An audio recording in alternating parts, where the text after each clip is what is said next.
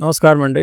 నేను doctor P. Venkateswarlu. ప్రొఫెసర్‌గా పనిచేస్తున్నాను కంటి విభాగంలో విశ్వభారతి మెడికల్ కాలేజీలో. ఈరోజు మనం ముఖ్యంగా తెలుసుకోవాల్సినటువంటి విషయాల్లో గ్లూకోమా వ్యాధి లేదా నీటి కాసుల జబ్బు అని అంటారు. ఈ యొక్క జబ్బులో మనకి ఎలాంటి వ్యాధి ఉన్నట్టుగా మనకు తెలియకుండానే చూపు చక్కగా కనిపించినట్టుగానే ఉంటుంది. స్లోగా అతి నెమ్మదిగా కంటిలో ఉన్నటువంటి ఇంట్రాక్యులర్ ప్రెషర్ అంటారు. ఒత్తిడి ఇది మనకి దగ్గర దగ్గర 15-20 లోపల ఉంటుంది. ఇది మామూలుగా ఉండేటువంటి కంటి యొక్క ఒత్తిడి పరీక్ష. దీన్ని పరీక్ష చేయించుకున్నప్పుడు ఈ వ్యాధిగ్రస్తులకు దగ్గర దగ్గర 30-40 వరకు పోతుంది. రెండవది విజువల్ ఫీల్డ్ టెస్ట్ అంటాము. ఇది విజన్ బాగానే ఉన్నట్టు అనిపిస్తుంది కానీ సైడ్ నుంచి కొంత మనకు చూపు అనేటువంటిది సహకారం ఉండదు. మూడవది లోపల రెటినా ఫంక్షన్ కూడా చేయించుకుంటుంటాము. దీంట్లో విజన్ అనేటువంటిది తగ్గేటప్పుడు కంటిలో ఉన్నటువంటి కంటి నాడి కూడా బాగా దెబ్బతింటుంది.